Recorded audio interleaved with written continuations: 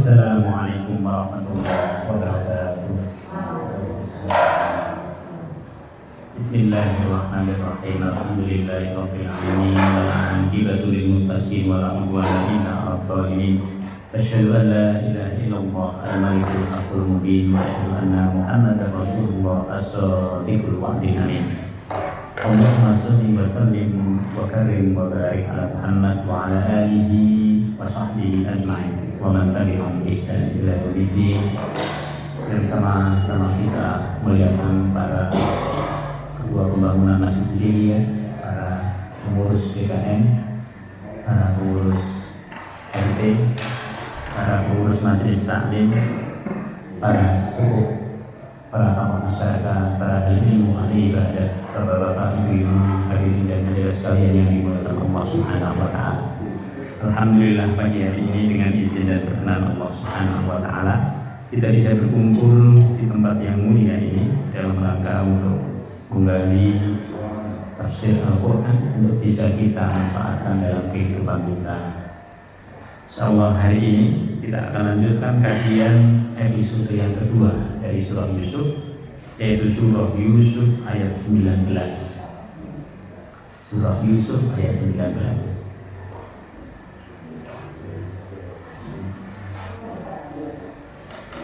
Mari kita baca bersama-sama beberapa ayat yang menjadi tema dari kajian kita pada kesempatan pagi hari ini.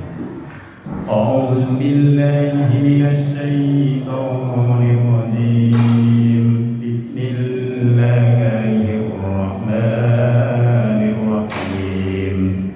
Wa ja'at sayyaratun fa arsalu wariduhum fa adla dalwa qala ya bushra hadha ghulam wa asarru bida'ah wallahu alimun bima ya'malun wa syarahu bithamanin bakhsin darahima ma'dudah wa kanu fihi minaz zahidin wa qala alladhi ishtarahu min misra imra'atihi akrimi maswahu asa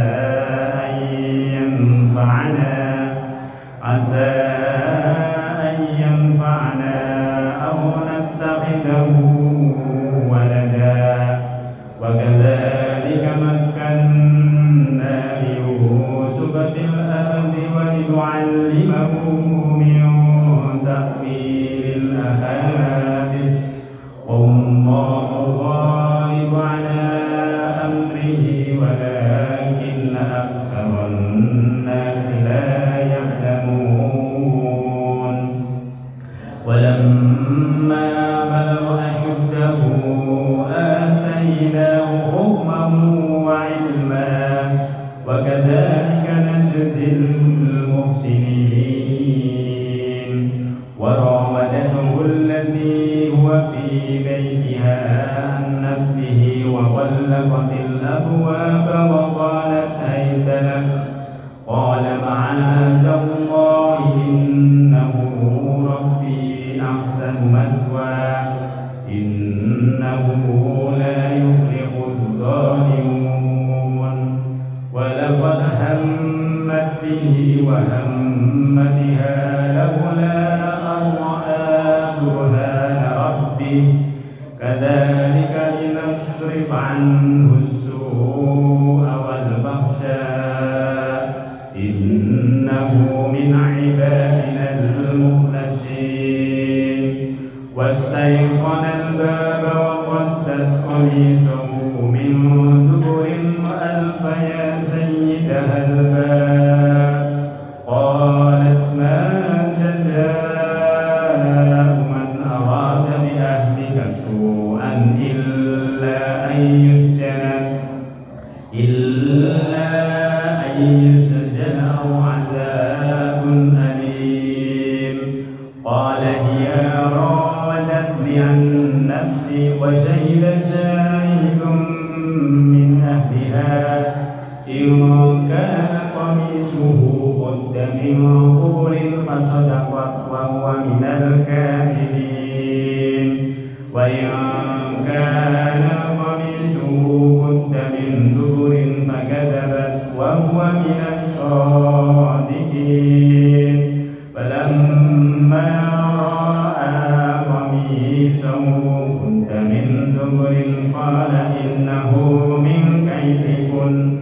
إن كيدكن عظيم صدق الله العظيم. Bismillahirrahmanirrahim. Wajahat sayyaratun fa'arsilu waridahum fa'adla dalwah. Ayat ini merupakan episode yang kedua. Episode yang pertama kemarin kita sudah sama-sama melampauinya, yaitu Nabi Yusuf alaihissalam bermimpi. Dan mimpi itu memberikan isyarat kepada bapaknya bahwa Yusuf ini akan jadi orang besar. Tetapi justru setelah bermimpi itu dan orang tuanya Yakub mengatakan jangan diceritakan kepada anak-anak yang lain. Justru dari mulai setelah bermimpi itulah Nabi Yusuf mengalami kesulitan-kesulitan, penderitaan-penderitaan. Penderitaan yang pertama itu dia dimasukkan ke dalam sumur oleh saudara-saudaranya yang 10 orang. Sebabnya adalah karena dengki. Di pelajaran yang paling utama, dengki itu bisa membakar semua hal. Karena jangan ada kedengkian kita kepada saudara-saudara kita, adik kita, atau kakak kita, atau paman kita, atau bibi kita, gitu. Harus dilepas. Karena kedengkian itu akan dimanfaatkan oleh setan. Makanya oleh Yakub sejak awal dikatakan inna syaitana lakum aduwwum mubin, jangan diceritakan kepada yang lain. Tidak diceritakan aja mereka sudah dengki. Kalau diceritakan lebih dengki lagi. Jadi setan itu nggak kelihatan, tapi dia memengaruhi kehidupan kita. Apalagi kalau sudah muncul di dalam hati kita itu embrio dari sifat buruk. Kita benci aja, kita nggak suka saja bisa dimanfaatkan oleh setan. Dan itu ternyata efeknya luar biasa. Mereka mau membunuh Yusuf, kemudian di antara mereka jangan dibunuh, sebaiknya dimasukkan saja ke dalam sumur. Dalam berbagai riwayat, umur berapa ini Yusuf? Umur belasan Bapak Ibu sekalian. Belasannya itu pastinya nggak tahu. Ada yang mengatakan 13, ada yang mengatakan 15, ada yang mengatakan 17. Tapi dia kalah dengan 10 orang kakak-kakaknya yang sudah dewasa, yang semuanya itu mengupayakan dia untuk dimasukkan ke dalam sumur. Tujuannya apa? Supaya pisah dia dari Yakub, dari orang tuanya. Karena sayangnya orang tua kepada Yusuf itu melampaui. Ini juga pelajaran bagi kita. Di antara anak-anak kita itu mungkin ada yang perbuatannya, perkataannya masuk ke dalam hati kita. Lalu kemudian kita melebihkan mereka, memberikan sikap yang lebih kepada mereka dibanding anak-anak yang lain. Ini juga tidak boleh. Mengambil pelajaran dari Nabi Yusuf alaihissalam. Episode yang kedua adalah wajahat sayyaratun. Setelah Nabi Yusuf berada di dalam sumur tadi, sumur yang dalam tadi, yang gelap tentu di dalamnya. Berapa hari Yusuf di situ? Nggak ada penjelasan. Sehingga kalau ada penjelasan sekalipun sebenarnya hanya untuk memudahkan kita dalam tafsir. Salah satu di antara tafsir yang menjelaskan itu adalah tafsir Al-Munir, punya Syekh Wahbah Az-Zuhaili, seorang ulama dari Syria. Beliau mengatakan kurang lebih Yusuf itu 3 hari di dalam sumur itu. Coba ibu dalam 3 hari masuk ke dalam sumur, sudah oksigennya minim, gitu. Repot itu, dijatuhkan kita ke dalam sumur. Nah, kira-kira bagaimana itu? Wajahat sayyaratun, tiba-tiba dalam dalam keadaan seperti itu datanglah sekelompok musafir. Dikatakan musafir ini adalah, di sini juga, jadi semua yang saya sebutkan tentang umur, tentang orang-orangnya itu semuanya hanya memudahkan saja. Dikatakan di dalam tafsir itu ini adalah kelompok orang-orang Arab dari Ismailiyah. Mereka datang dari Madian mau ke Mesir. Dari Madian itu dari tempatnya Nabi Yusuf, Nabi Yakub dan saudara-saudaranya itu. Mereka berdagang di situ. Wajahat sayyaratun, datang sekelompok musafir, rombongan orang-orang yang berdagang dari Madian mau menuju ke Mesir. Nanti mereka melanjutkan perjalanan menuju ke Arab.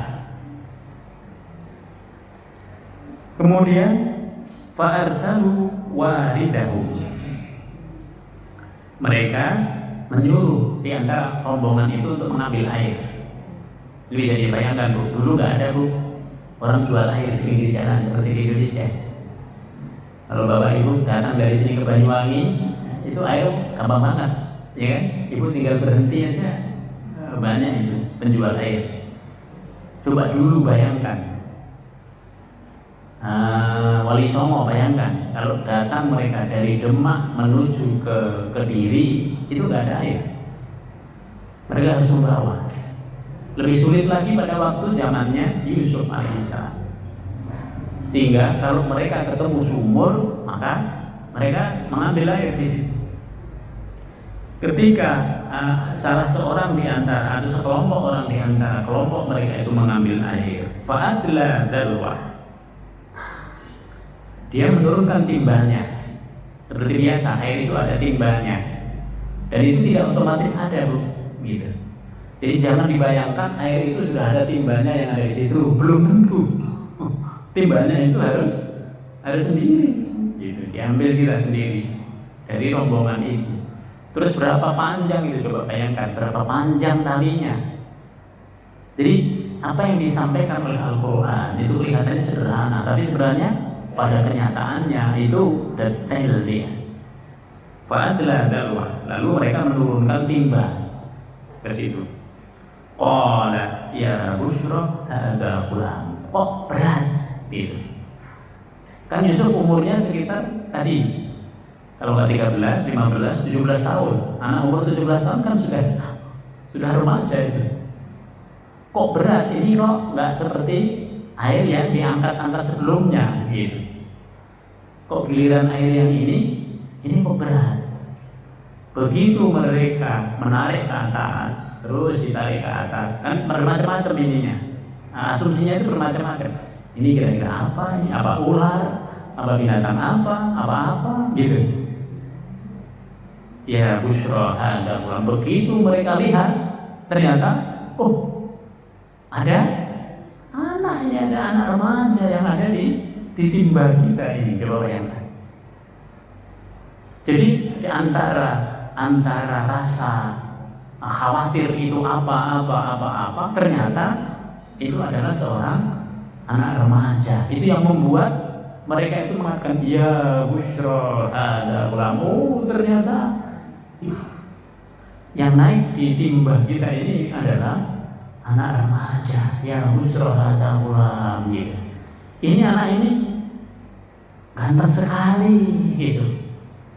Tapi kok ada di dalam sumur gitu. Mereka bertanya-tanya itu, ya Bushra hadza ghulam wa sarruhu bidha'ah. Lalu mereka menyembunyikannya di tempat-tempat barang mereka. Mereka menganggapnya itu sebagai barang. Kenapa Bu? Karena seringkali kalau orang menemukan sesuatu lalu disembunyiin, dia pengen jangan sampai ketahuan. Nanti kalau ketahuan orang yang ada di sekitar sini, ternyata itu anaknya orang sini. Gitu. Maka mereka sudah langsung menyembunyikan. Makanya itu nggak boleh kalau kita menemukan sesuatu yang itu bukan hak kita, lalu kita sembunyiin. Bagusnya bagaimana? Bagusnya disampaikan kepada orang yang berwenang yang ada di situ. Misalnya di situ ada polisi, ada siapa, ada RT, ada apa, disampaikan. Kita menemukan ini. Gitu. Kalau yang kita temukan itu kita nggak punya interest, mungkin kita mudah menyampaikannya. Ini Pak, kita serahkan. Misalnya cuma isinya kunci, cuma isinya topi gitu. Tapi kalau isinya uang Bu, gitu, 1 miliar, gitu. Wah, ini antara kita punya keinginan, kita punya interest. Itulah kenapa maka kelompok musafir ini mengatakan kalau gitu kita sembunyikan. Kenapa disembunyikan? Karena dia dijadikan sebagai barang dagangan. Bahasa sekarang apa Bu? Human trafficking, jual beli manusia, itu haram itu.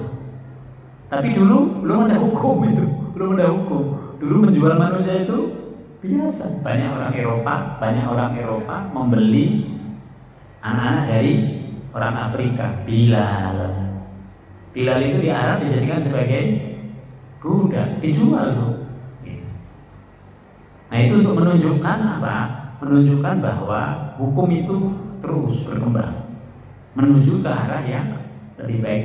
Jadi ternyata ada nabi itu yang dulu menjadi korban dari human trafficking. Coba bayangkan. Artinya apa di situ? Artinya lebih sulit lagi keadaannya dibanding kita yang orang normal. Karena itu orang-orang yang menjadi korban dari perdagangan manusia sebenarnya dia bisa menjadi orang hebat. Salah satu contohnya adalah Yusuf alaihissalam. Itu real sekali. Jadi Nabi itu selalu bisa berasal dari kelompok manusia manapun. Nabi itu ada yang tidak menikah. Nabi itu ada yang anaknya semuanya laki-laki. Nabi itu ada yang anaknya semuanya perempuan. Ada yang anaknya laki perempuan. Ada yang kayanya bukan main. Ada yang miskinnya juga bukan main. Jadi kalau kita hidup sebagai manusia biasa, itu sebenarnya contohnya itu sudah ada. Bagaimana kita menanggulangi persoalan yang ada di kita. Karena Nabi itu banyak dan kita bisa mengambil contoh dari mereka. Salah satu Nabi yang menjadi korban human trafficking adalah Yusuf alaihissalam. Ini. Kemudian setelah itu Allah menyatakan wallahu alimum bima ya'malun. Allah mengetahui apa yang mereka lakukan. Apa maksudnya ya ayat ini? Mereka ketika menyembunyikan Yusuf, mau dijual Yusuf itu, ya kan? Allah mengatakan apapun yang dilakukan oleh kita itu Allah mengetahuinya. Allah sudah mencatatnya itu. Jadi hati kita punya interest atau tidak terhadap barang yang kita temukan, itu Allah sudah tahu. Gitu. Karena itu tadi mengembalikan barang yang barang itu sepele, itu pahalanya juga biasa-biasa saja. Gitu. Tapi kalau barangnya itu berharga Bu, seperti tadi, ternyata ada uang di situ 1 M, itu. Hati kita gimana? Ini mau kita serahkan apa kita sembunyikan? Itu kita. Maka kalau itu kemudian diserahkan, itu pahalanya juga luar biasa. Itulah kenapa amal itu sesuai dengan pembalasan itu sesuai dengan amalnya. Sedekah itu sulit bagi kita, apalagi dalam keadaan kita tidak ada. Dalam keadaan kita terbatas, itu sulit gitu. Berbeda dengan sedekahnya orang yang mampu, dia sudah bisa gitu, dia ringan bersedekah. Tapi kalau kita disuruh bersedekah, berat itu. Karena itu pahalanya juga berbeda antara satu orang dengan orang yang lain. Maka di sini Allah mengatakan wallahu alimum bima ya'malun. Allah mengetahui ketika mereka itu menyembunyikan. Oleh sebab itu jangan kita seperti mereka. Nah, di sini pelajarannya di situ. Wasyarauhu bitamanin bahsin darahima ma'dudah. Setelah mereka sampai di Mesir, mereka menjual Yusuf alaihissalam itu dengan harga rendah. yaitu beberapa dirham saja. Bahsin itu artinya bermacam-macam. Yang pertama, yang umum adalah harga rendah di antara harga-harga yang umumnya. Gitu. Kenapa dijual dengan harga rendah? Karena mereka ini yang penting dapat keuntungan. Mereka tidak lama di Mesir, mereka hanya singgah sebentar. Yang penting kalau kita jual kita dapat keuntungan. Yang kedua, bahsin itu juga bisa berarti bahwa itu sebenarnya hukumnya tidak boleh, asal aslinya itu nggak boleh. Tapi pada waktu itu kan belum ada hukum seperti itu. Sehingga kalau kita jual, kita mendapatkan sesuatu yang sebenarnya tidak seyogianya, tidak seharusnya. Kenapa tidak seharusnya?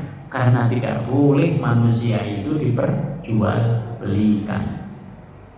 Maka memperjualbelikan manusia itu dosa besar dia. Itu yang disebut dengan bahsin.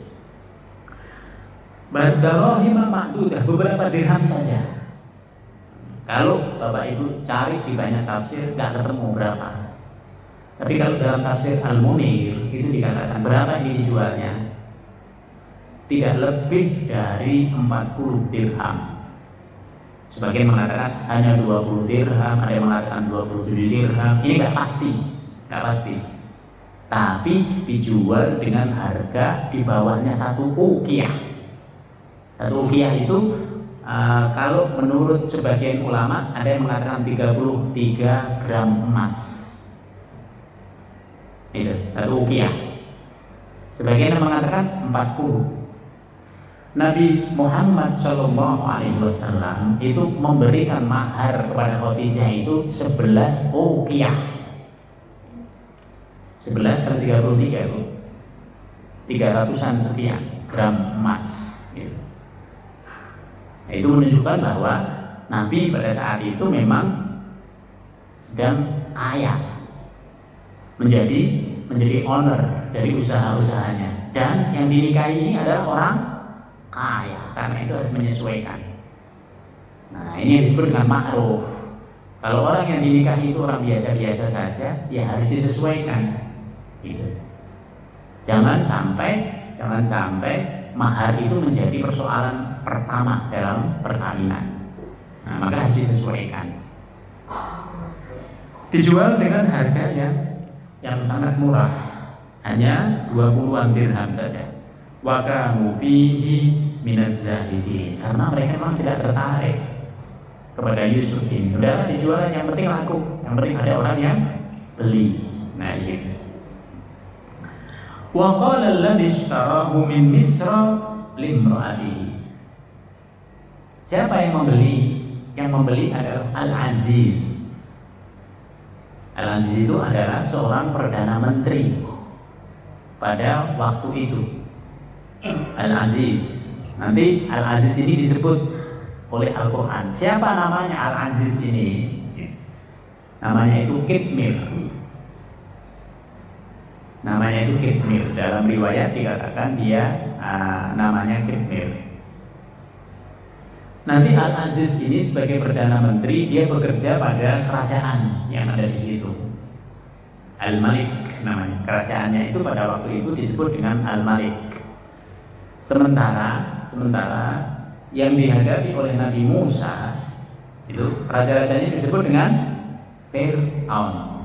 Raja-raja pada waktu Nabi Musa. Raja-raja pada waktu Nabi Yusuf itu disebut dengan Al-Malik. Disebut dengan Al-Malik. Nah, di dalam tafsir Al-Munir dikatakan maliknya pada saat itu adalah Rayyan bin Al-Walid Al-Amliki. Rayyan bin Al-Malik Al-Amliki. Tapi nama-nama di sini adalah nama-nama yang hanya memudahkan kita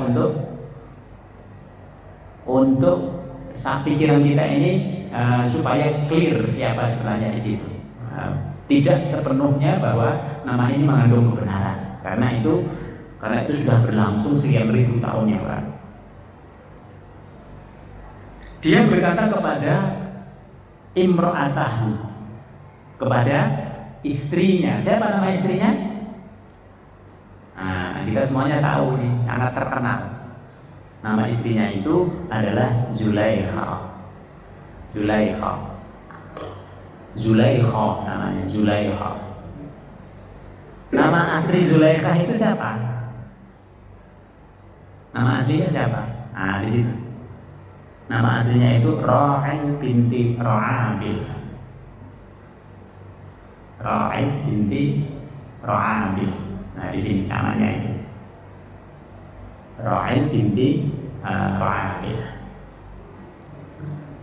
Nah, Al-Aziz ini berkata kepada istrinya, kenapa nggak disebut namanya? Al-Quran tidak sedang bicara tentang detail dari sebuah peristiwa, tapi Al-Quran hanya menceritakan kisah utamanya itu seperti apa. Karena kisah ini untuk sama-sama kita ambil pelajaran, karena itu nggak disebut dia. Limro'atihi, kepada istrinya. Bapak Ibu perhatikan, kalau Al-Quran menggunakan kata imro'ah untuk seorang yang sudah bersuami, berarti ini nanti kehidupannya ada sedikit bermasalah. Entah tidak harmonis, entah dia berbeda nanti keyakinan dalam keimanan. Sebelumnya kita sudah bicara tentang imro'ata Lut, imro'ata Nuh, disebut imro'ah. Kalau perempuan itu dalam sebuah rumah tangga disebut dengan zauj ataupun zaujah, itu berarti kehidupannya harmonis. Suami dan istrinya sama-sama menjalankan syariat agama Allah Subhanahu wa taala. Maka di sini dikatakan imro'ah, limro'ati, dia berkata kepada istrinya. Nanti ada masalah nanti. Masalahnya itu kehidupan rumah tangganya nanti. Nah, apa perkataannya? Akrimi maswah,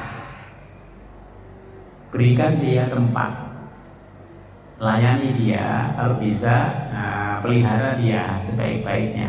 Akrimi maswah, posisikan dia sebagai orang yang normal, karena dia waktu itu adalah hasil dari yang dibeli oleh Al-Aziz. Akrimi maswah. Jadi kalau di sini satu kalimat tapi mengandung banyak sekali makna yang di dalamnya. Ayo coba kita pelihara ini anak ini. Apa tujuannya? Asa ayyan fa'ana, mungkin dia akan memberikan kemanfaatan nanti bagi kita. Apa Bu? Dalam bahasa kita apa ini? Ini kelihatannya suami istri ini belum punya anak.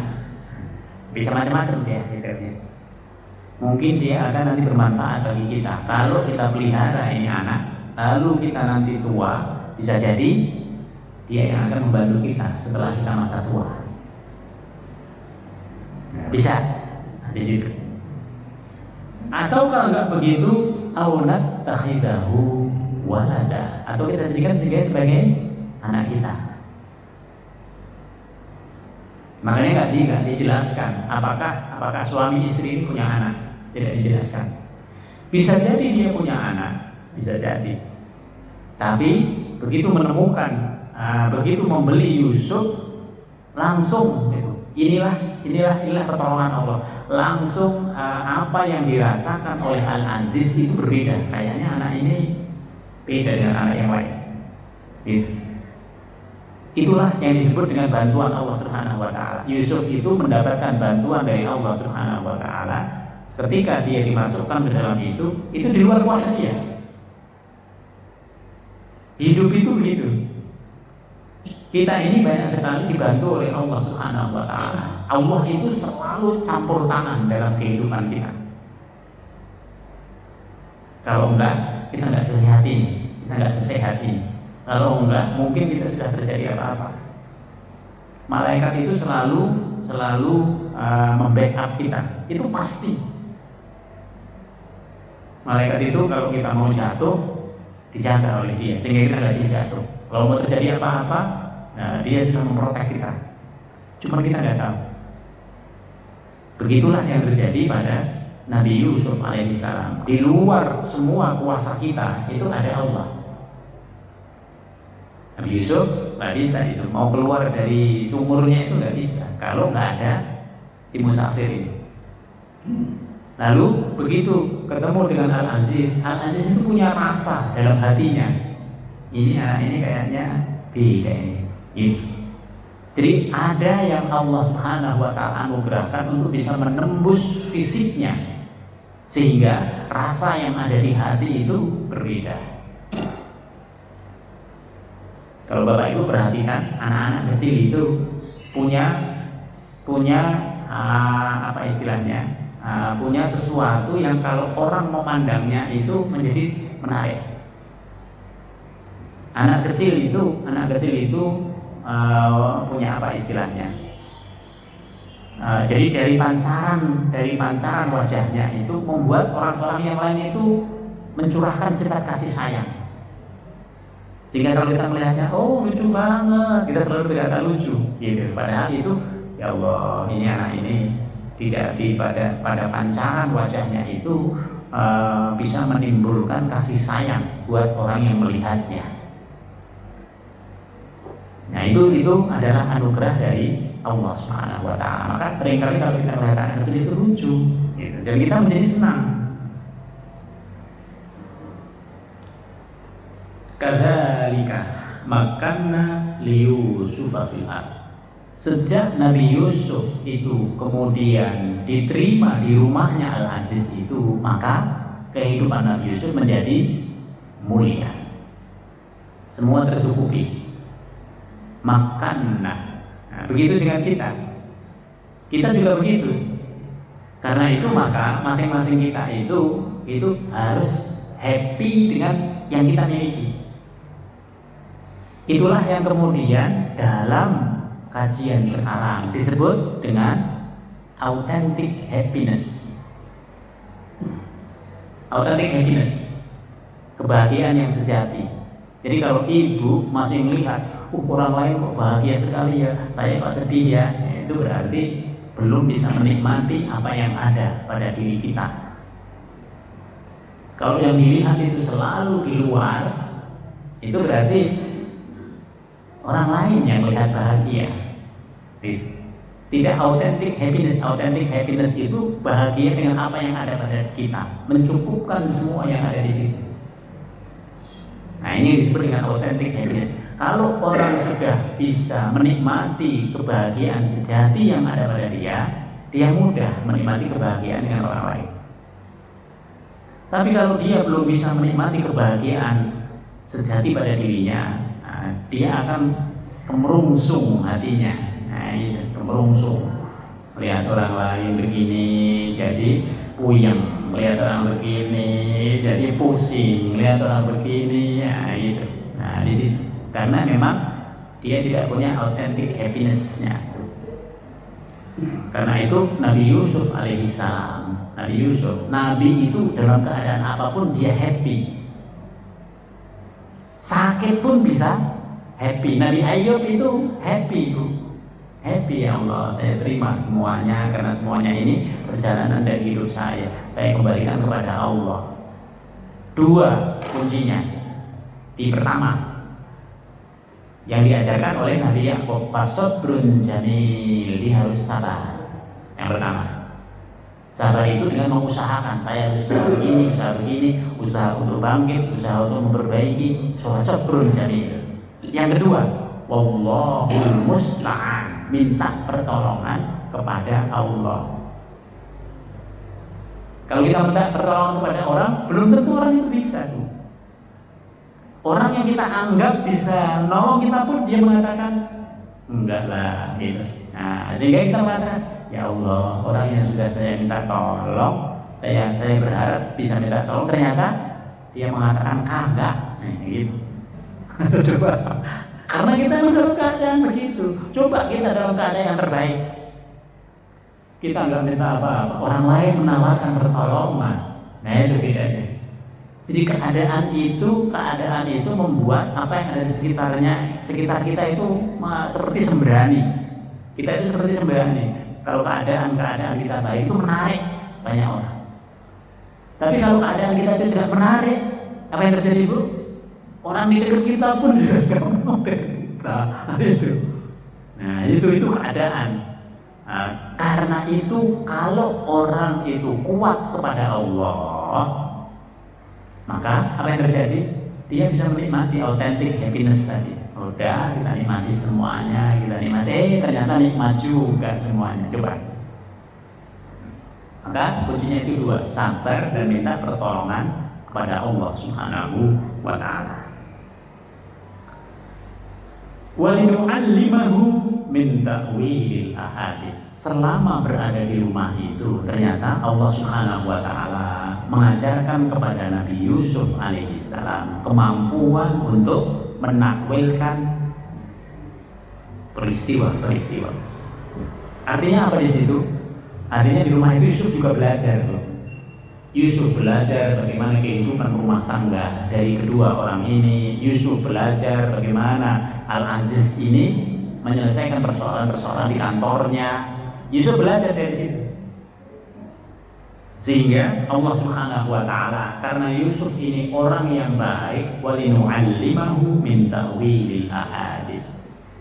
Dari apa yang ada di situ, Allah Subhanahu wa ta'ala mengajarkan Yusuf ini punya kemampuan untuk menakwilkan peristiwa.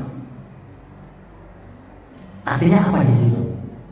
Artinya Yusuf juga belajar di rumah itu. Jadi orang itu ketika ada di situ, dimanapun itu sebenarnya tempat dia belajar. Jadi tempat belajar itu nggak mesti di sekolah. Sekolah itu hanya satu tempat saja. Ketika kita berada, hidup bersama orang yang hebat, sebenarnya kita berpotensi menjadi orang hebat. Kenapa? Karena kita belajar langsung. Oh, orang ini begini, menyelesaikan ini begini, lalu begini. Kemudian dia menjaga emosionalnya begini, selalu emosinya positif begini. Kamu dia. Gitu. Sehingga orang itu bisa mengambil banyak pelajaran di mana kita berada. Sebenarnya dimanapun tempat itu adalah sarana bagi kita untuk belajar. Sehingga nanti Allah setelah itu menganugerahkan ilmu yang dianugerahkan oleh Allah kepada Yusuf ketika dia belajar di tempat itu, di rumah itu adalah takwil terhadap mimpi, takwil terhadap peristiwa-peristiwa yang akan terjadi. Wallahu ghalibu ala amrihi, dan Allah berkuasa terhadap urusannya. Jadi Allah itu selalu berkuasa. Sering kali kalau kita dalam keadaan yang sudah pada posisi yang terbawah, kita mengatakan, ya Allah, nggak adil. Kita selalu begitu. Kita sering kecewa kepada Allah Subhanahu wa ta'ala. Bahkan mungkin kita bisa menyalahkan Allah. Kita bisa menyalahkan Allah. Padahal kalau kita mau menggunakan Allah sebagai penolong kita, Allah akan menolong kita. Kalau kita mau menggunakan Allah Subhanahu wa ta'ala sebagai pihak yang merubah keadaan kita, pasti juga bisa berubah. Nah, di situ. Kenapa bisa berubah? Karena semuanya sangat tergantung pada Allah. Usaha kita itu terbatas. Kalau tidak ada pertolongan Allah, kita nggak bisa. Usaha apapun seperti ini nggak bisa, nggak mungkin. Kenapa yang tidak kita harapkan bisa ketemu? Kenapa yang sudah kita usahakan nggak deal misalnya? Tapi tiba-tiba kita ketemu, ngomong sebentar saja bisa deal di situ. Disitulah pentingnya kita meminta pertolongan kepada Allah. Wallahul musta'an. Walakinna aktsarun nasi la ya'lamun. Tetapi kebanyakan manusia itu tidak sampai untuk ke situ. Tidak banyak orang yang mengetahui bagaimana Allah itu menjadi ghalib ala amri. Allah itu di atas semua perkara. Kita ini kalau menghadapi perkara, kita berada di dalam perkaranya itu, sehingga kita sulit. Yang bagus bagaimana? Kalau ada perkara, kita berada di atas perkaranya. Oh, saya punya masalah begini. Saya harus bisa menyelesaikan masalah saya. Kalau kita di dalam perkara itu, kita nggak bisa selesai. Kenapa? Karena kita berada dalam perkaranya itu. Karena itu seringkali orang yang bisa menawarkan sesuatu adalah orang yang di luar sesuatu. Karena itu kita sering mengatakan gampang banget ya kelihatannya oleh orang itu. Nah, ketika dia dalam persoalan, apakah gampang? Tidak gampang. Orang lain yang nanti punya melihat itu lebih gampang. Dan di atas semua perkara itu adalah Allah Subhanahu wa Ta'ala. Karena itu kita sering kalau sudah dalam keadaan normal, kita selalu minta kepada Allah, jangan berhenti minta kepada Allah. Jangan berhenti untuk berbuat baik. Kenapa? Supaya supaya stabilitas kita itu terus bisa terjaga. Boleh hidup itu naik turun, tapi naik turunnya jangan terlampau ekstrim. Harapan kita begitu. Karena orang itu sebenarnya sukanya yang stabil lah, naik turun lah, gas dikit, rem dikit, gas dikit, rem dikit. Jangan gasnya pol, ya kan? Gasnya ngepol, repot kita di situ. Jangan remnya juga pol, di situ. Nah, karena ada hal-hal yang nanti nggak kita sukai di situ. Walamma balagha asyuddahu, dan ketika Yusuf sudah cukup dewasa. Berapa ini? Dikatakan cukup dewasa bagi para nabi itu berapa? 30 sampai 40 tahun. Karena itu nabi itu umurnya segitu. Nabi Isa alaihissalam diutus menjadi nabi 30 tahun. Nabi Yusuf alaihissalam nanti diangkat sebagai nabi umurnya ketika sudah umur 33 tahun. Nabi Muhammad SAW dan nabi-nabi yang lain kebanyakannya kalau umurnya sudah 40 tahun. Artinya apa, Bapak Ibu sekalian? 40 tahun itulah sebenarnya pembangunan spiritualitas manusia harus fokus. Kalau kita sudah umur 40 tahun, ya tetap dunianya tetap, gitu. Tapi dunia itu akan berhenti kita oleh umur kita. Yang perlu dibangun apa? Yang perlu dibangun adalah spiritual. Karena sebelumnya kita sudah membangun fisik dan mental kita, sudah kita bangun sejak kecil itu fisik dan mental. Gitu. Umur 40 tahun itu umur untuk menikmati semua ibadah kepada Allah Subhanahu wa Ta'ala sambil melanjutkan semua urusan kita di dunia. Nah, maka di sini walamma balagha asyuddahu atainahu hukman wa ilma. Allah Subhanahu wa Ta'ala menjadikan Nabi Yusuf alaihissalam sebagai nabi hukman. Dia punya hikmah. Hikmah itu kebijaksanaan. Wa may yu'til hikmata faqad utiya khairan katsira. Kalau orang itu selalu bisa bijaksana dalam semua hal, maka itu bermanfaat bagi dirinya dan orang lain. Wa ilma, ada ilmu yang terkait dengan ilmu dunia. Kalau orang itu diberikan dua ini, hukman wa ilma, itu berarti dunia akhiratnya berjalan dengan baik. Kita maunya itu. Kita maunya apa yang diberikan oleh Allah kepada Nabi Yusuf alaihissalam juga diberi kepada kita dan anak keturunan kita. Sehingga dunianya bagus, akhiratnya juga bagus. Ini yang ideal. Ini yang ideal. Karena kalau dunia akhiratnya bagus itu mudah perjalanannya. Tapi kalau dunianya terseok-seok, akhiratnya bagus, ini berat, Bapak Ibu sekalian. Atau kebalikannya, dunianya hebat bukan main, tapi akhiratnya kagak sama sekali. Ini juga tidak sempurna. Kesempurnaan manusia itu pada keseimbangan dunia dan akhirat. Karena itu jangan Jangan pernah menyesal, oh saya sekarang umurnya sudah 50 tahun, 60 tahun, kok usahanya semakin menurun gitu. Ya spiritualnya ditambah. Nah, nanti baru urusan dunianya diperbaiki, nah, supaya ada keseimbangan. Mungkin selama ini kita melupakan spiritualitas kita, sehingga perlu dibangun di situ. Pokoknya kalau sudah umur 40 tahun harus memperhatikan spiritualitas, harus kita siap-siap sangu kita di akhirat. Nah gitu. Kalau nggak siap, umur kita ini terbatas, saudara sekalian. Kalau 40 masih belum siap, nah berat itu, 40 belum siap, gitu.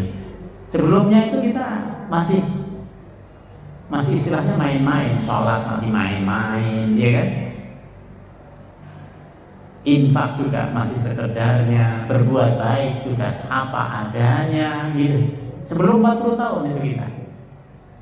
Tapi kalau sudah 40 tahun itu ibadah menjadi ibadah yang terbaik, sholat, khusyuk, gitu.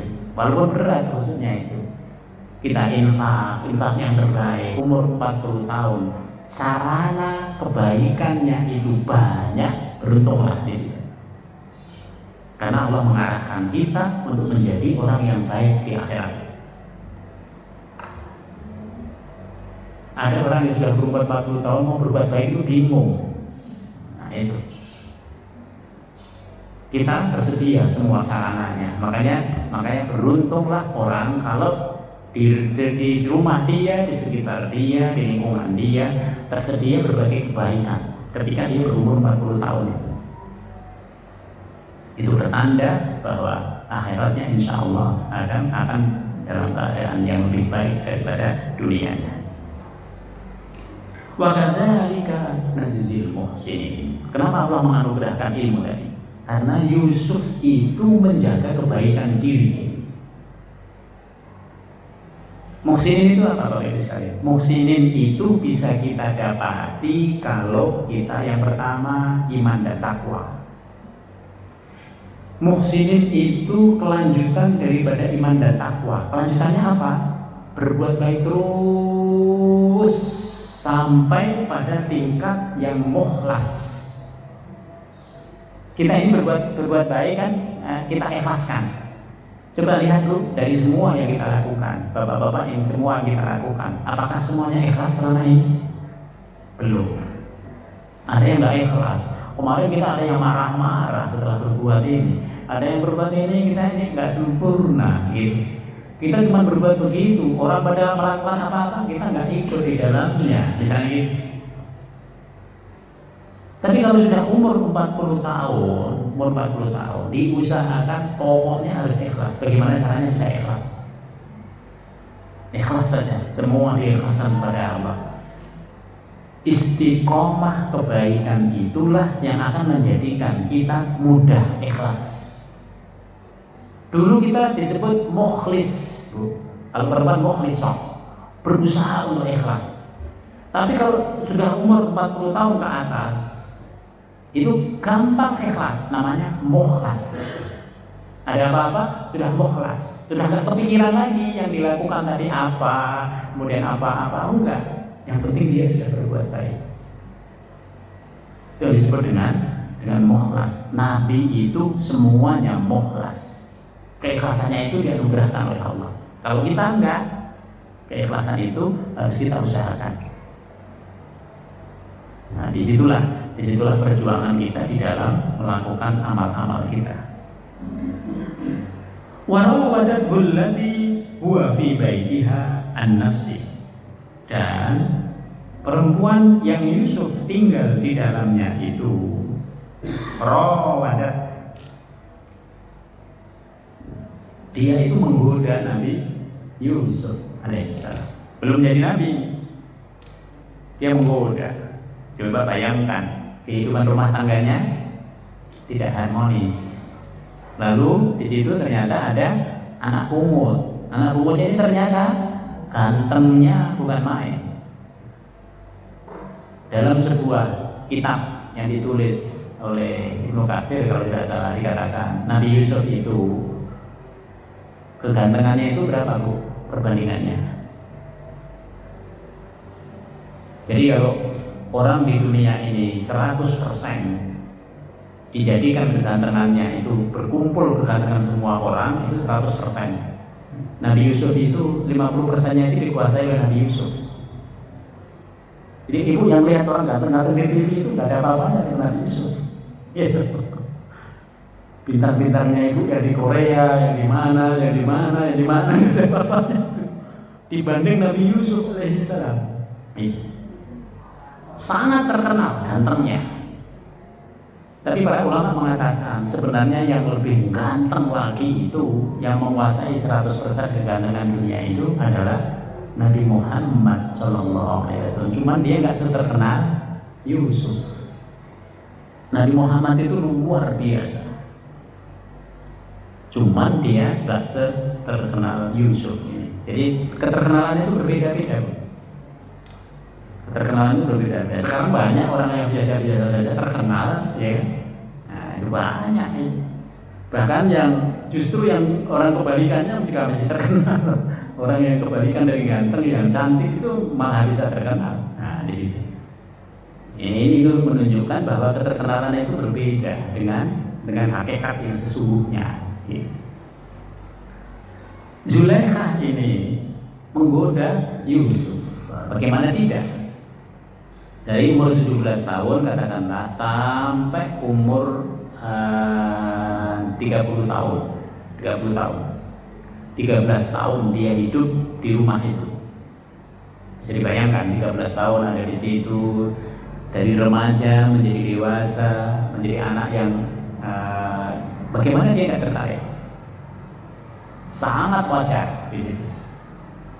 Karena itu orang-orang Arab sekarang itu kalau dia mengambil anak itu nggak diletakkan di rumah. Kenapa? Karena kalau dia perempuan bisa jadi yang tergoda adalah bapaknya. Kalau dia laki-laki bisa jadi yang tergoda adalah ibunya. Gitu. Apalagi itu anak yang diambil dari orang lain. Terus karena sudah biasa dipeluk-peluk, udah biasa dicium-cium, walaupun sudah balik. Padahal itu orang lain. Bapaknya mengatakan, itu anak saya aja kok, dari kecil sudah bersama saya. Gitu. Kata dia, saya nggak bernafsu sama dia. Setan datang bu, kira-kira lebih kuat mana kita dengan setan? Nah di situ. Makanya di negara-negara Arab itu kalau mengambil anak itu tidak diletakkan di rumah, diletakkan di panti asuhan. Dia datang ke situ, dia penuhi semuanya. Itu apa ini? Untuk menjauhkan dari dosa. Dulu belum ada yang begini-begini, kekhawatiran yang begini-begini. Tapi semakin kesini, semakin besar. Begitulah yang terjadi pada Zulaikha. Zulaikha ini nanti tertarik kepada Yusuf alaihissalam. Wa ghallaqatil abwab, dan dalam sebuah peristiwa itu dia mengejar Yusuf itu. Dia sudah pada puncak birahi. Wa ghallaqatil abwab, ditutuplah pintu yang ada di situ. Semua pintu ditutup rapat-rapat yang ada di situ. Wa qalat haytalaq. Haytalaq itu merayu supaya Yusuf itu bisa dekat dengan dia. Jadi Al-Quran menggambarkan dengan gambaran yang umum. Ini peristiwanya lebih hebat daripada gambaran yang ada dalam Al-Quran. Al-Quran hanya menggunakan bahasa yang kira-kira tidak menyudutkan satu pihak. Itu Al-Quran. Wa qalat haytalaq. Jadi Zulaikha berusaha bagaimana Yusuf itu memenuhi keinginan hasrat daripada nafsunya. Qalat ma'adzallah. Nabi Yusuf itu kemudian di situ berkata, ma'adzallah, aku berlindung kepada Allah Subhanahu wa taala. Ma'adzallah, enggak, saya enggak mau, saya khawatir. Padahal bisa dibayangkan bu, Zulaikha itu juga cantik sekali. Istrinya Al-Aziz, istrinya Perdana Menteri gitu. Secara umum kan nggak ada pejabat itu yang istrinya, nah di situ istrinya itu cantik lah gitu. Bahkan kalau ada pejabat istrinya nggak cantik, dia dikacangin sama kawan-kawannya. Maka Maka Yusuf juga sebenarnya punya rasa nanti, punya rasa. Tetapi ada perlindungan dari Allah Subhanahu wa taala. Ma'adallah, aku berlindung kepada Allah Subhanahu wa taala. Inna rabbi ahsana maswa. Dia ingat kepada siapa? Ingat jasa-jasa baik daripada suaminya Zulaikha. Inna rabbi ahsana maswa. Suamimu itu adalah orang yang berjasa kepada saya. Saya dulu gembel istilahnya. Saya dulu orang yang menjadi human trafficking, korban human trafficking.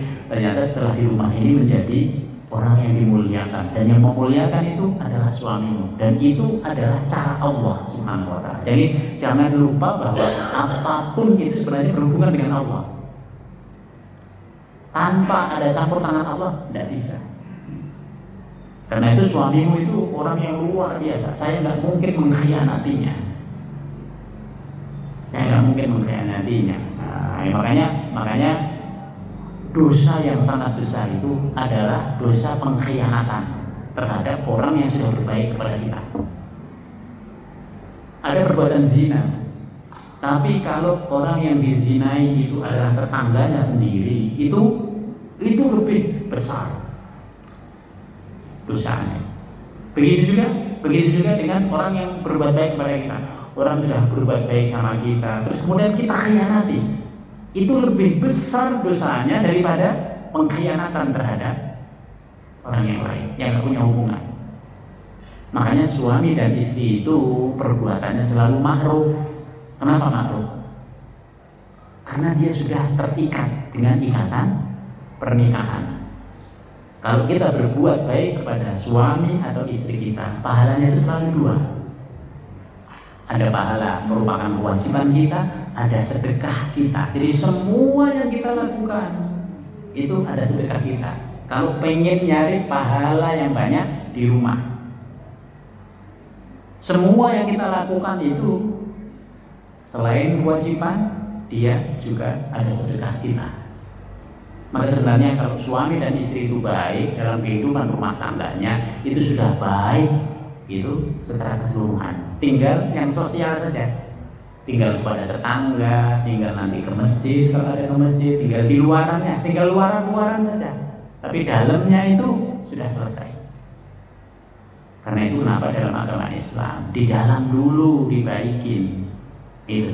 Kalau orang dalam itu sudah mengatakan, oh bapak saya orang yang baik, ibu saya orang yang baik, itu orang rumah, maka keluarnya itu gampang menjadi orang baik. Tapi kalau di dalamnya itu amburadul, nah gimana kira-kira? Tidak bisa. Nah, maka yang menjadi standar itu adalah kehidupan rumah tangga kita.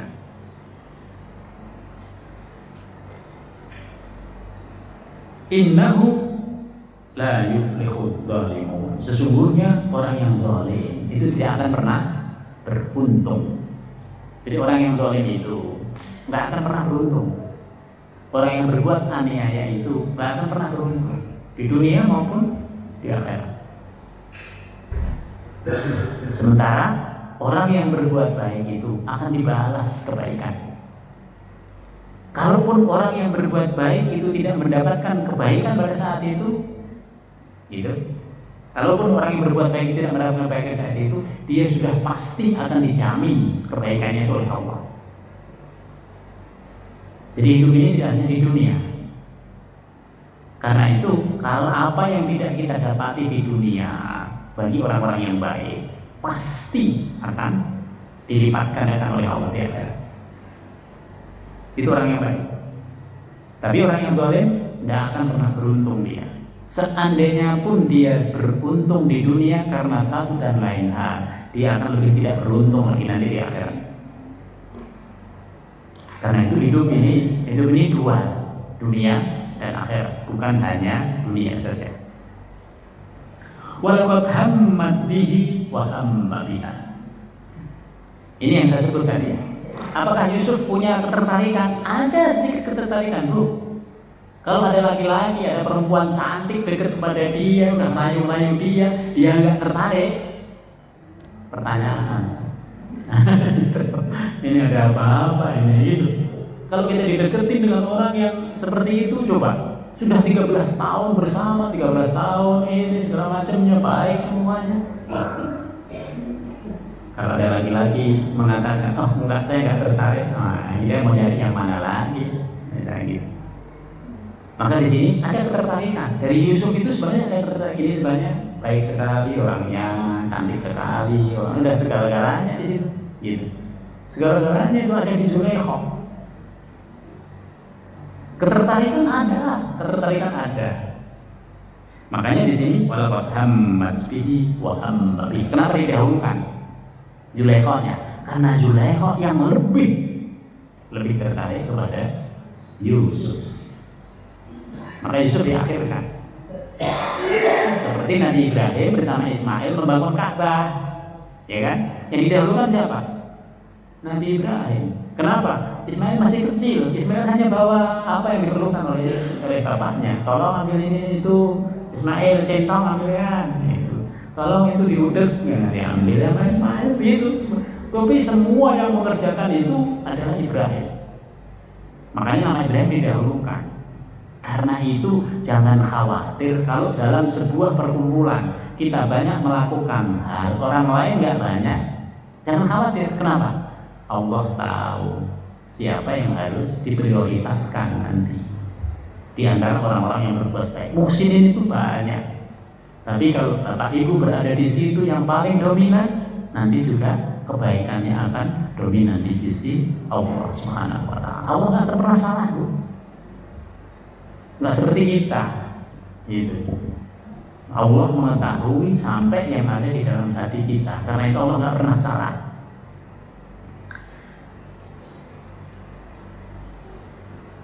Laula ar-ra'a burhan rabbi. Seandainya Yusuf tidak mendapatkan burhan, tidak melihat tanda-tanda yang berasal dari Allah Subhanahu wa Ta'ala, inilah yang menjadikan seseorang itu menjadi terprotek. Jadi kalau orang sudah dekat seperti itu, perempuan sudah dekat dengan laki-laki, laki-laki juga dekat dengan perempuan, yang ada itu hanya hasrat nafsu. Apa yang bisa menghilangkan kita? Ini yang disebut dengan burhan rabbi. Kalau tidak ada burhan, kalau tidak ada di sini diartikan dengan kalau tidak ada tanda-tanda yang berasal dari Allah Subhanahu wa Ta'ala, kemudian merubah pikiran Yusuf alaihissalam, itu sudah terjatuh dalam perzinahan. Kalau tidak ingat, maka ingat burhan rabbi ini. Ada yang mengatakan ini ingat kepada kebaikan-kebaikan suaminya Zulaikha. Ada yang mengatakan ini ingat kepada ayahnya, kepada Yakub. Ya Allah, saya ini keluarga yang baik-baik. Kalau saya sampai terjatuh pada perzinahan, itu saya memulai sesuatu yang buruk, dan itu akan menjadi sejarah buruk dari semua keluarga. Karena itu perzinahan ini dalam beberapa hal juga dikatakan menurun. Mungkin kita bisa menghindarkannya, tapi mungkin ada orang yang kena di antara keluarga. Karena itu mengupayakan sedemikian rupa kepada diri kita, dan kalau bisa kepada keluarga kita, anak-anak kita terutama yang menjadi tanggung jawab kita. Kalau tidak ada tanda kebesaran dari Allah, sudah ke bawah ya Nabi Yusuf alaihissalam. Laula an burhan rabbi. Kadzalika linasrifa anhu su'a wal fahsya. Tanda kebesaran yang berasal dari Allah Subhanahu wa Ta'ala itulah yang menjauhkan Yusuf dari perbuatan buruk, yang menjauhkan Yusuf dari perbuatan al-fahsya. Apa itu al-fahsya? Perbuatan yang apabila kita lakukan menjatuhkan harga diri kita. Bapak Ibu bisa lihat, ini pejabat, hebat ini pejabatnya, terkenal. Tapi di antara orang yang ada di situ tahu, oh ini suka berzina, ini. Di mata dia kira-kira seperti apa? Apakah seterhormat itu? Enggak. Maka perbuatan zina itu menjatuhkan seseorang. Itu yang disebut dengan al-fahsya. Oh, hebat sekali dia di mata umum, tapi ternyata pribadinya hancur. Dia menutupinya itu dengan semua dilakukan sebagai pejabat, misalnya seperti itu. Jadi al-fahsya itu perbuatan yang menggerogoti kemuliaan kita sebagai manusia. Nah, itu adalah perbuatan zina. Dan biasanya orang yang zina ini di akhir hidupnya dia akan miskin, akan fakir, dikurangi semua oleh Allah Subhanahu wa Ta'ala, sehingga dia ya hanya begitu. Nah, ini antara lain efek daripada perbuatan zina.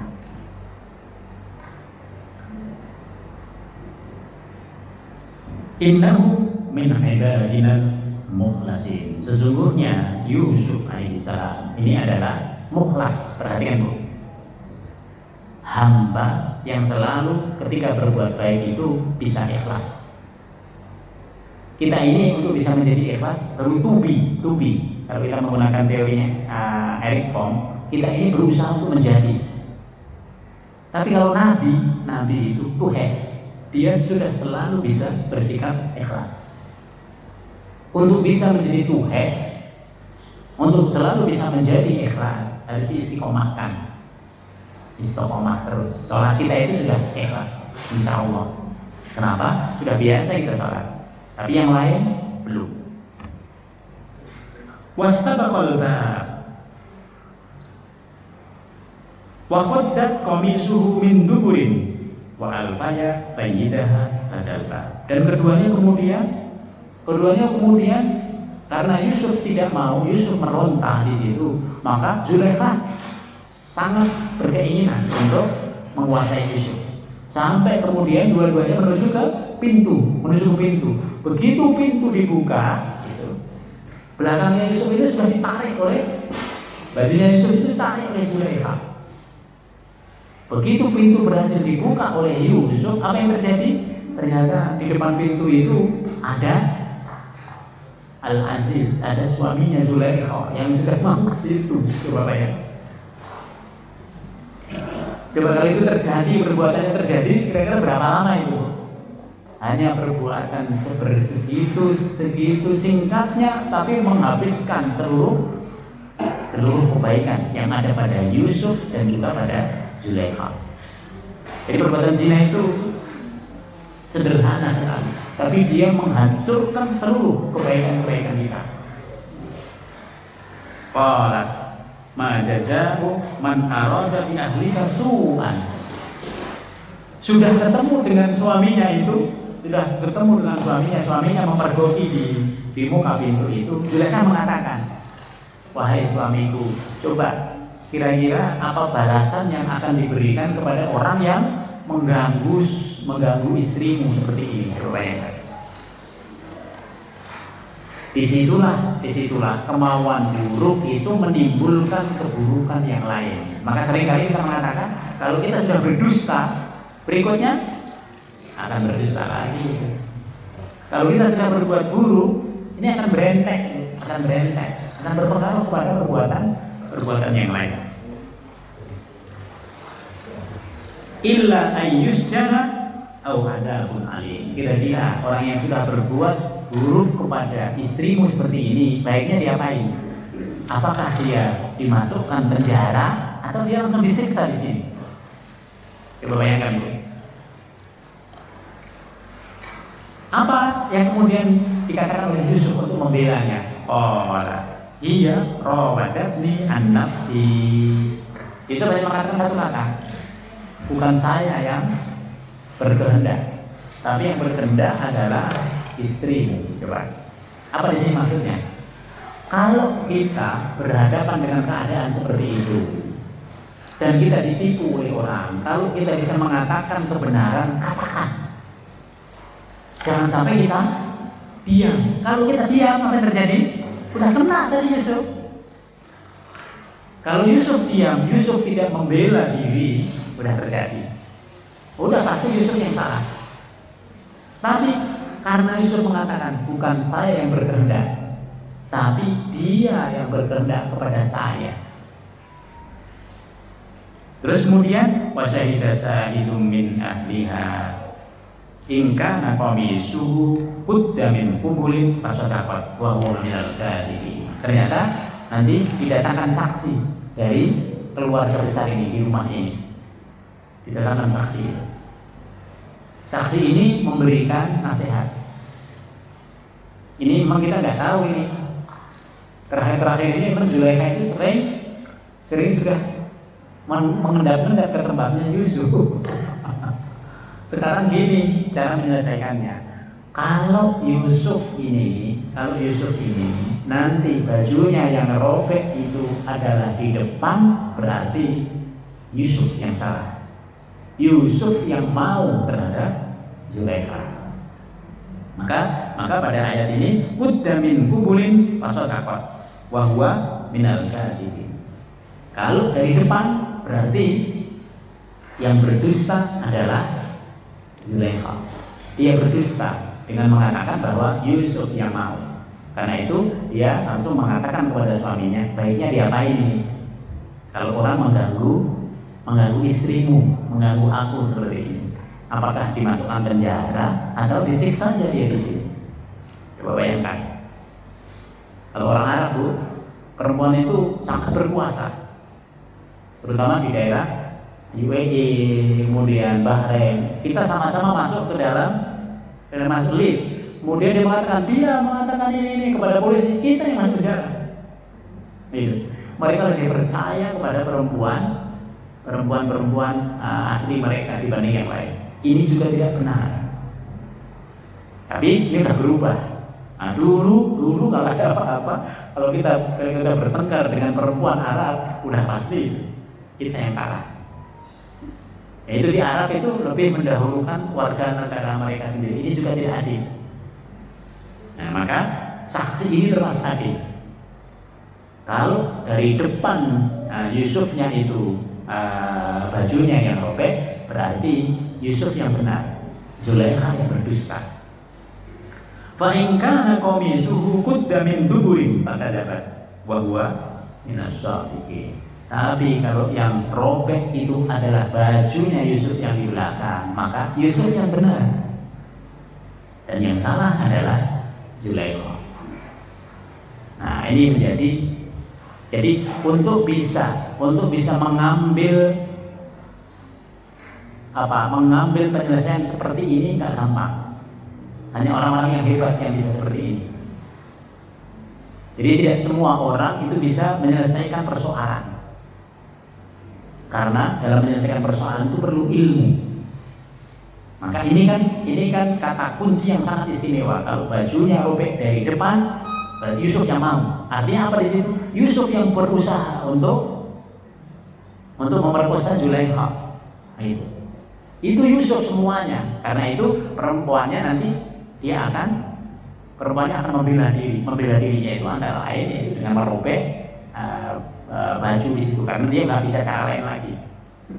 Tapi kalau ternyata bajunya itu dari belakang, nah berarti yang mau itu adalah Zulaikha.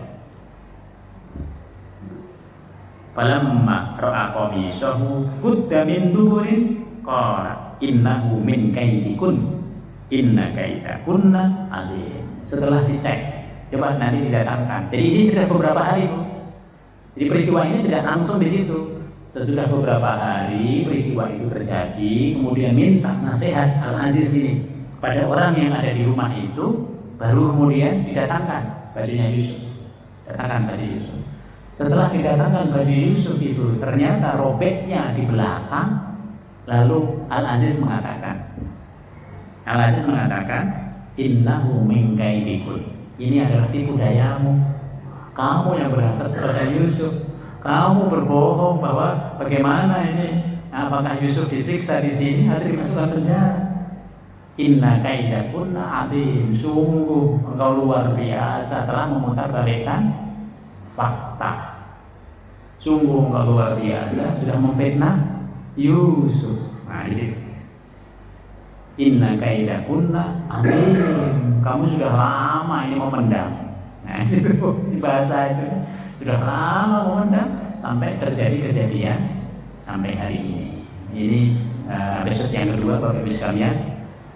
Artinya apa tadi? Imro'ah tadi itu memang benar kalau Al-Quran menggunakan kata imro'ah itu di situ ada masalah dalam kehidupan keluarga itu. Kita mungkin punya masalah banyak ya dalam kehidupan keluarga, tapi bukan masalah yang prinsip. Mungkin masalahnya cuma masalah yang sepele-sepele, itu hal yang biasa dalam kehidupan keluarga. Yang penting bukan masalah yang prinsip, yang menyangkut keimanan, yang menyangkut perbuatan-perbuatan dosa besar, tidak menyangkut itu. Karena itu kita berdoa kepada Allah Subhanahu wa taala semoga kehidupan keluarga kita ini kehidupan keluarga yang sakinah, mawaddah, warahmah, membawa kita kepada kebaikan dunia dan juga kebaikan akhirat dan menyatukan semua unsur dari keluarga kita itu nanti di akhirat nanti di dalam surganya Allah Subhanahu wa taala. Demikian Bapak Ibu, mari kita tutup dengan bacaan doa. Bismillahirrahmanirrahim. Alhamdulillahirabbil alamin. Hamdan nafi'an dan syakir. Hamdan yu'affi ni'amahu wa yukafi mazidah. Ya Rabbana lakal hamdu kama yanbaghi li jalali karim wa bi sultanik. Allahumma barik lana fi masjidina wa barik lana fi usratina wa inna fi dzurriyyatina wa inna fi ulumina wa inna fi amwalina wa fi dzurriyyatina rabbana innaka afuwwun tuhibbul afwa fa'fu anna. Allahumma ij'al jam'ana hadha jam'an mubarakan marhuma wa tafarraqana min ba'dihi tafarraqan ihsanan wa summa. Subhanakallahumma bihamdika nasyhadu an la ilaha illa anta nastaghfiruka wa natubu ilaik. Subhana rabbika rabbil izzati amma yasifun wa salamun alal mursalin walhamdulillahi rabbil alamin. Demikian tidak ada kekurangannya. Semua dari kami mohon maaf. Wassalamualaikum warahmatullahi wabarakatuh.